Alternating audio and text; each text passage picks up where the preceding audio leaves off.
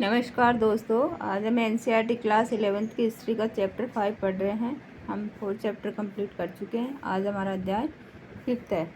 ठीक है, बदलती हुई सांस्कृतिक परंपराएं। चलो दोस्तों शुरू करते हैं।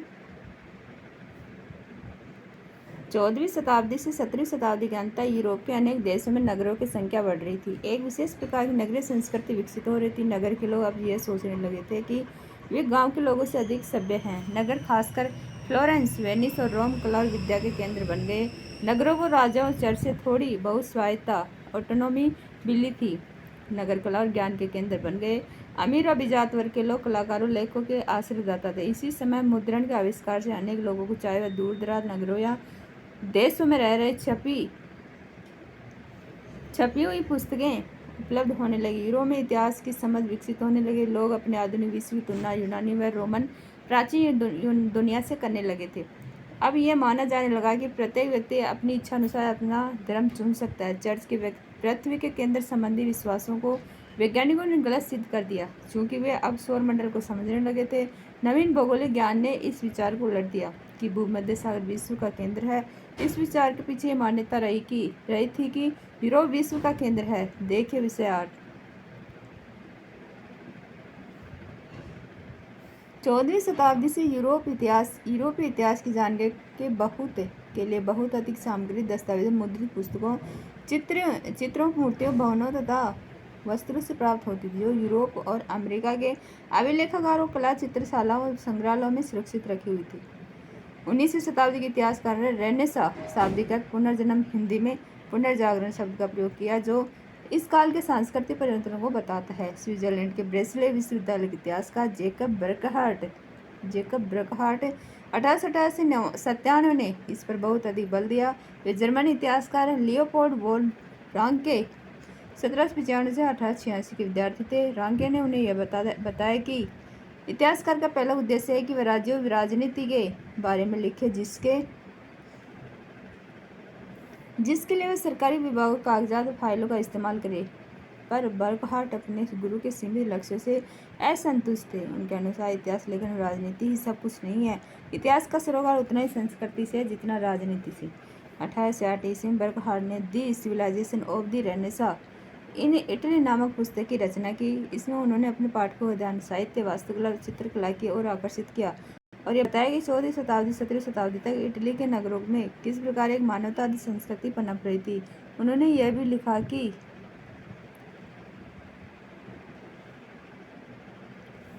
यह संस्कृति इस नए विश्वास पर आधारित थी कि व्यक्ति अपने बारे में खुद निर्णय लेने और अपनी दक्षता को आगे बढ़ाने में समर्थ है। ऐसा व्यक्ति आधुनिक था, जबकि मध्यकालीन मानव पर चर्च का नियंत्रण था।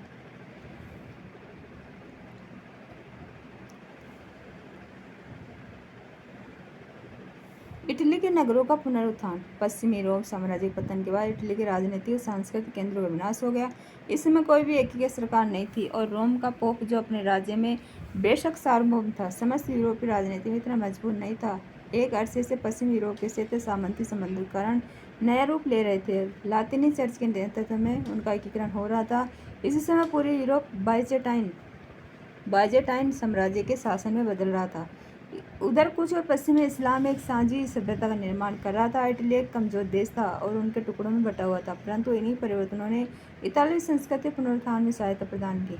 बाइजेंटाइन साम्राज्य और इस्लामी देशों के बीच व्यापार के बढ़ने से इटली के तटवर्ती बंदरगाह पुनर्जीवित हो गए। 12वीं शताब्दी से जब मंगोलों ने चीन के साथ रेशम मार्ग देखिए विषय 5 से प्रारंभ होकर व्यापार आरंभ किया, तो इसके कारण पश्चिमी यूरोपीय देशों के व्यापार को बढ़ावा मिला। इसमें इटली के नगरों ने मुख्य भूमिका निभाई। अब वे अपने को एक शक्तिशाली साम्राज्य के अंग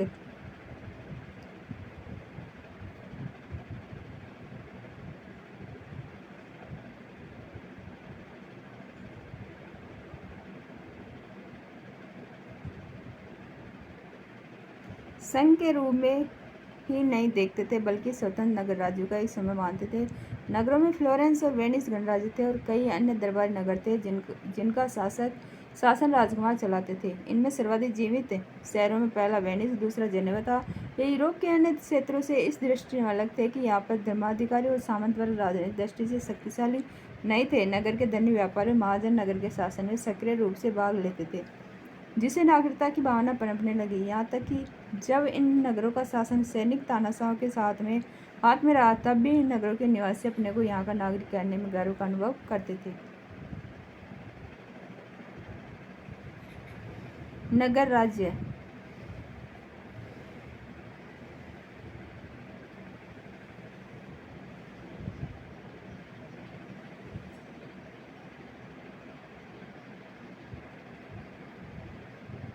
चौदहवीं और 15वीं शताब्दियाँ।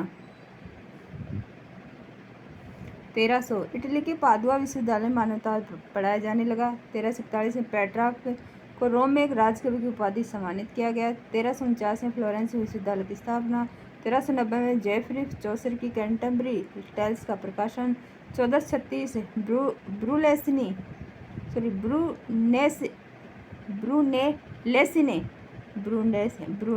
ने फ्लोरेंस में ड्यूमा का प्रतिरूप तैयार किया।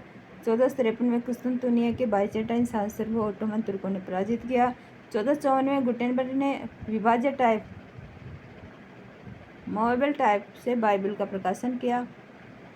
1484 पुर्तगाल गणितज्ञों ने सूर्य का अध्ययन कर अक्षांश की गणना की। 1492 में कोलंबस अमेरिका पहुंचे। 1495 में लियोनार्डो दा विंची ने द लास्ट सपर अंतिम भोज चित्र बनाया। 1512 में माइकल एंजेलो ने सिस्टीन चैपल की छत पर चित्र बनाए। विश्वविद्यालय और मानवतावाद। यूरोप में सबसे पहले विश्वविद्यालय इटली के शहरों में स्थापित थे। 11वीं शताब्दी से पादुआ और बोलोनिया विश्वविद्यालय विधि शास्त्र के अध्ययन केंद्र रहे। इसका कारण था कि यह कि इन नगरों के प्रमुख क्रियाकलाप व्यापार और वाणिज्य संबंधित थे, इसलिए वकीलों, नोटरी या सोलिसिटर और अभिलेखपाल दोनों के कार्य करते थे की बहुत अधिक आवश्यकता होती थी, क्योंकि वे नियमों को लिखते, उनकी व्याख्या करते और समझौते तैयार करते।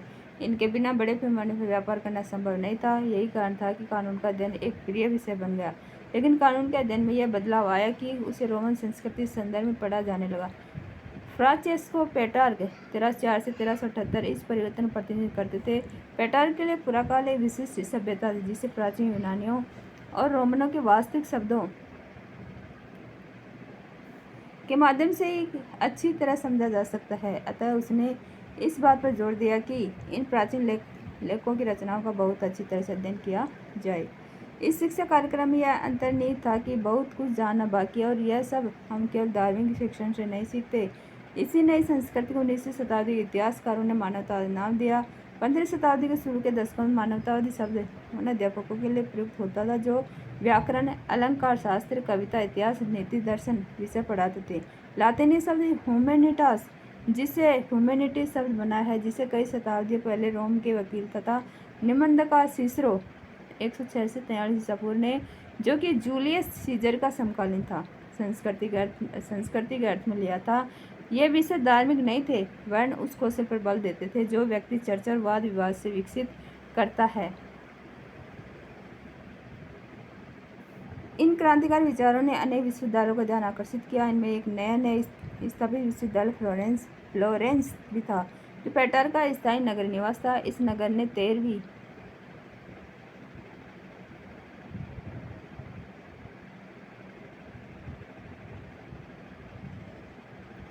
शताब्दी के अंत तक व्यापार या शिक्षा के क्षेत्र में कोई विशेष तरक्की नहीं की थी, पर 15वीं शताब्दी में सब कुछ पूरी तरह बदल गया।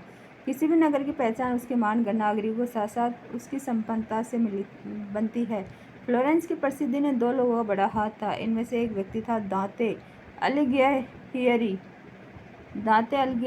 1265 से 1321, जो किसी धार्मिक संप्रदाय विशेष से संबंधित नहीं थे, पर उन्होंने अपनी कलम धार्मिक विषयों पर चलाई थी। दूसरे व्यक्ति थे कलाकार जोटो 1267 से 1337, जिन्होंने जीते जागते रूप चित्र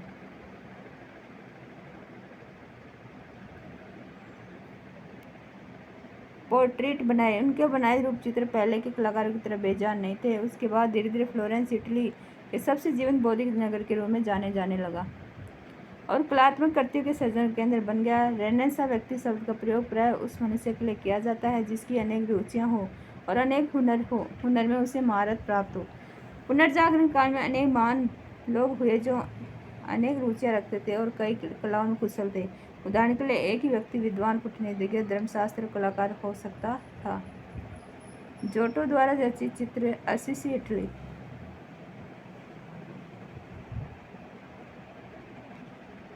इतिहास का मानवतावादी दृष्टिकोण।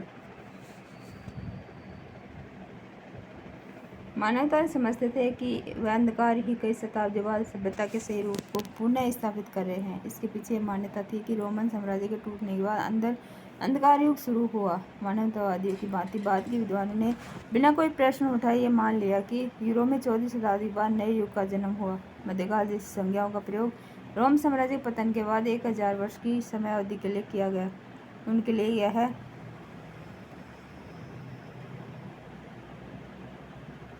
तर्क थे कि मध्य युग में चर्च ने लोगों की सोच को इस तरह जकड़ रखा था कि यूनान और रोमवासियों का समस्त ज्ञान उनके दिमाग में से निकल चुका था। मानववादियों ने आधुनिक शब्द प्रयोग 15वीं शताब्दी शुरू होने वाले काल के लिए किया। मानवतावादियों और बाद के विद्वानों द्वारा प्रयुक्त कालक्रम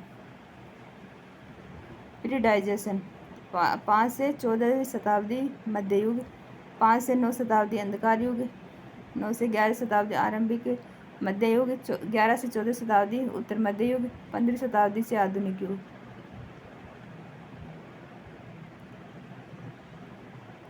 हाल में अनेक इतिहासकारों ने इस काल विभाजन पर सवाल उठाया कि इस काल के यूरोप के बारे में जैसे जैसे खोजें और शोध बढ़ते गए वैसे वैसे विद्वानों ने शताब्दी की सांस्कृतिक समृद्धि अथवा असमृद्धि को आधार मानकर तीक्ष्ण विभाजन करने में अपनी दुविधा जताई। किसी भी काल को अंधकार युग की संज्ञा देना उन्हें अनुचित लगा।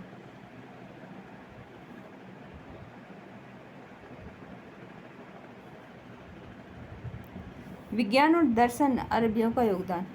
पूरे मध्यकाल में ईसाई गिरजाघरों और मठों के विद्वान यूनानी रोमन विद्वानों की कृति से परिचित थे, पर इन लोगों ने इन रचनाओं का प्रचार प्रसार नहीं किया। 14वीं शताब्दी में अनेक विद्वान प्लेटो और अरस्तु के ग्रंथों से अनुवादों को पढ़ना शुरू किया। इसके लिए वे अपने विद्वानों के ऋणी नहीं, बल्कि वे अरब के अनुवादकों के ऋणी थे, जिन्होंने अतीत की पांडुलिपियों को संरक्षण अनुवाद सावधानीपूर्वक किया था। अरबी भाषा में प्लेटो, अफलातून और अरिस्टोटिल अरस्तु नाम से जाने जाते थे।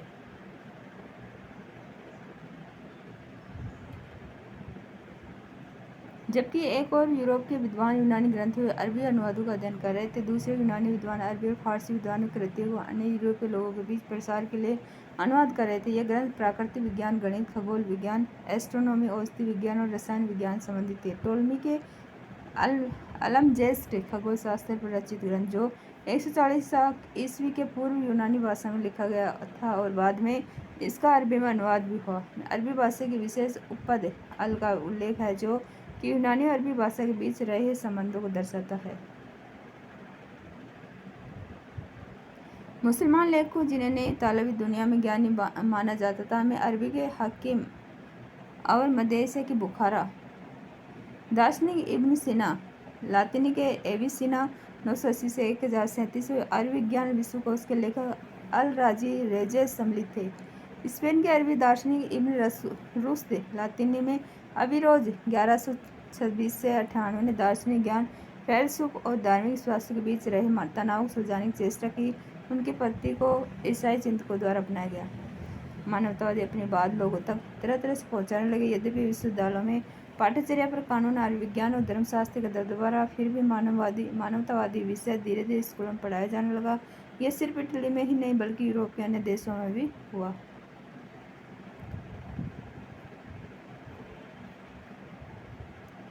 कलाकार और यथार्थवाद। उस काल के लोगों के विचार को आकार देने का साधन मानववादियों के लिए केवल औपचारिक शिक्षा ही नहीं थी। कला, वास्तुकला और ग्रंथों ने मानववादी विचारों को फैलाने में अप्रभावी भूमिका निभाई।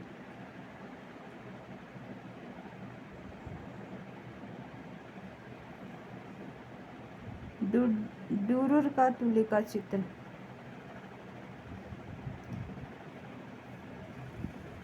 दी पाइटा चित्र में माइकल एंजेलो ने मेरी को ईसा के शरीर को धारण करते दिखाया गया है।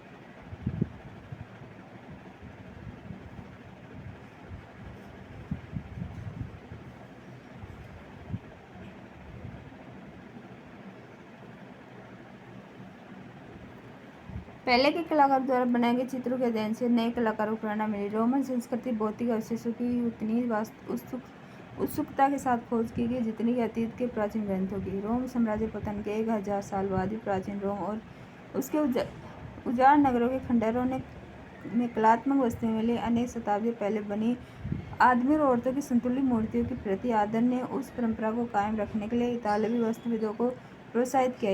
1416 में दोनातलो 1386-1466 में सजीव मूर्तियां बनाकर नई परंपरा कायम की।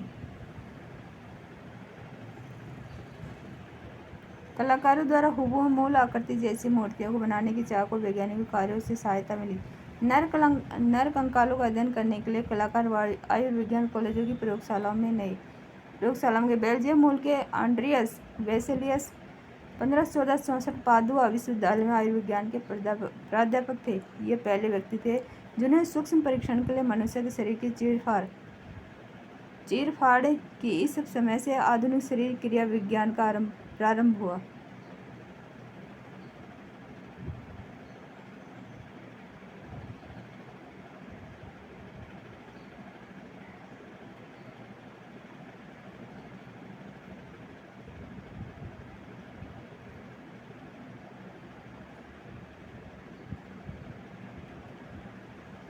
यह स्वनिर्मित रूपचित्र लियोनार्दो दा विंची 1452 से 1519 का है, जिनकी आश्चर्यजनक अभिरुचि वनस्पति विज्ञान, शरीर रचना विज्ञान से लेकर गणितशास्त्र कला तक विस्तृत थी। उन्होंने मोनालिसा और द लास्ट सपर चित्रों की रचना की। उनका यह सपना था कि यह आकाश में उड़ सके। वे वर्षों तक आकाश में पक्षियों के उड़ने का परीक्षण करते रहे और उन्होंने एक उड़न मशीन, फ्लाइंग मशीन का प्रतिरूप डिजाइन बनाया।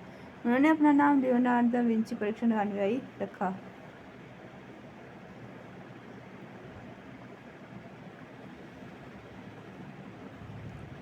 चित्रकारों के लिए नमूने के तौर पर प्राचीन कृतियाँ नहीं थी, लेकिन मूर्तिकारों की तरह उन्होंने यथार्थ चित्र बनाने की कोशिश की। उन्हें अब यह मालूम हो गया कि रेखागणित, ज्योमेट्री के ज्ञान से चित्रकार अपने परिदृश्य पर्सपेक्टिव को ठीक तरह से समझ सकता है तथा प्रकाश के बदले गुणों का अध्ययन करने से उनके चित्रों में त्रिआयामी 3 डायमेंशन रूप दिया जा सकता है। लेप चित्र पेंटिंग के लिए तेल के एक माध्यम के रूप में प्रयोग ने चित्रों को पूर्व की तुलना में अधिक रंगीन और चटक बनाया। उनके अनेक चित्रों में दिखाए गए वस्त्रों के डिजाइन और रंग संयोजन में चीनी और फारसी चित्रकला का प्रभाव दिखाई देता है, जो उन्हें मंगोलों से मिली थी।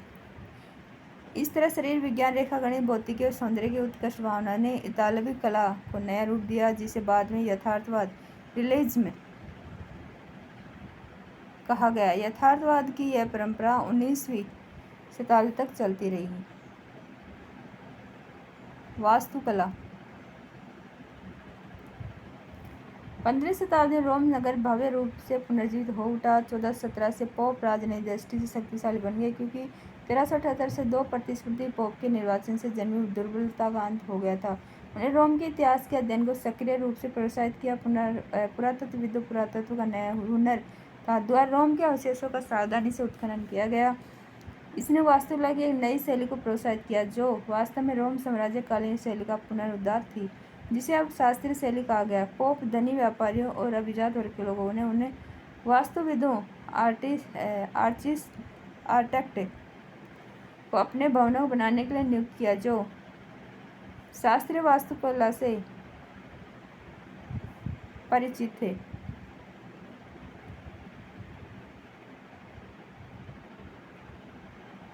चित्रकारों और शिल्पकारों ने भवनों को लेप चित्रों, मूर्तियों और उभरे चित्रों से भी सुसज्जित किया। इस काल में कुछ ऐसे भी लोग हुए जो कुशल चित्रकार, मूर्तिकार, वास्तुकार सभी कुछ थे। इसका सबसे श्रेष्ठ उदाहरण माइकल एंजेलो बुआनरोती 1475 से 1564 है। उन्होंने पोप के सिस्टीन चैपल की भीतरी छत में लेप चित्र दी पाइटा नामक प्रतिमा और सेंट पीटर गिरजे के गुंबद का डिजाइन बनाया, और इनकी वजह से माइकल एंजेलो अमर हो गए। ये सारी कलाकृतियाँ रोम में ही हैं। वास्तुकार फिलिप्पो ब्रूनेलेसी 16वीं शताब्दी की इटली की वास्तुकला ने रोम साम्राज्यकालीन अनेक भवनों की विशेषताओं की नकल की।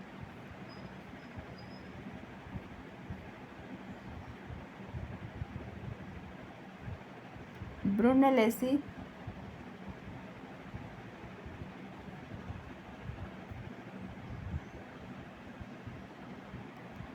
जिन्होंने फ्लोरेंस के भव्य गुंबद डूमो का प्रतिरूप प्रस्तुत किया था, ने अपना पेशा एक मूर्तिकार के रूप में शुरू किया। इस काल में एक और अनोखा बदलाव आया। अब कलाकार की पहचान उसके नाम से होने लगी, न कि पहले की तरह उसकी संज्ञा श्रेणी गिल्ड के नाम से।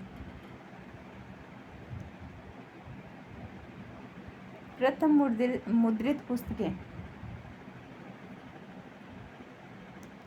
दूसरे देशों के लोग यदि महान कलाकार द्वारा रचित लेप चित्रों, मूर्तियों या भवनों को देखना चाहते थे तो उन्हें इटली की यात्रा करना पड़ती थी।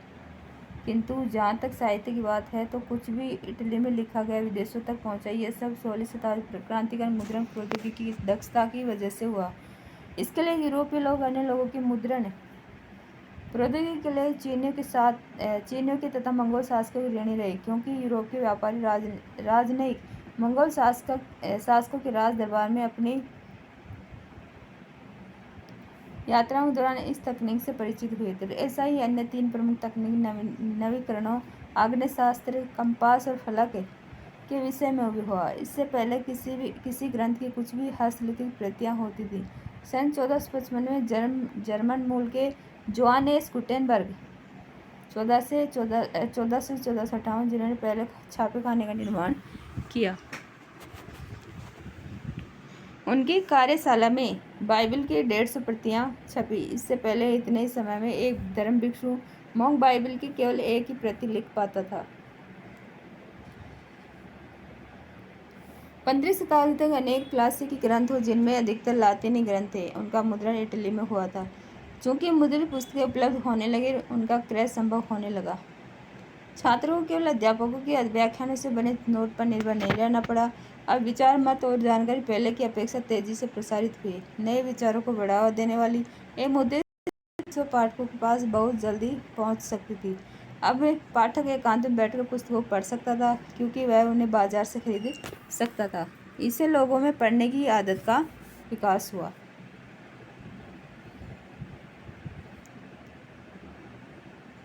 15वीं शताब्दी के अंत से इटली की मानवतावादी संस्कृति आल्प्स पर्वत के पास बहुत तेजी से फैलने का मुख्य कारण यहाँ पर छपी हुई पुस्तकों का वितरण था। इससे स्पष्ट है कि पहले के बौद्धिक आंदोलन खास क्षेत्रों तक सीमित क्यों रहते थे।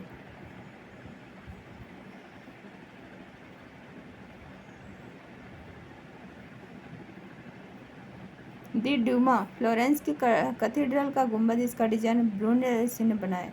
लियो बत्तीस्ता अल्बर्टी कला सिद्धांत और वास्तुकला पर उन्होंने लिखा है, मैं उसे वास्तविक मानता हूँ जो नए नए तरीकों का आविष्कार करे, इस तरह अपने निर्माण को पूरा करे कि उसमें भारी वजन को ठीक बैठाया गया हो, संपूर्ण कृति के संयोजन और द्रव्यमान में ऐसा तालमेल हो कि उसका सर्वाधिक सौंदर्य उभर कर आए, ताकि मानव मात्र के लिए इसका श्रेष्ठ उपयोग हो सके।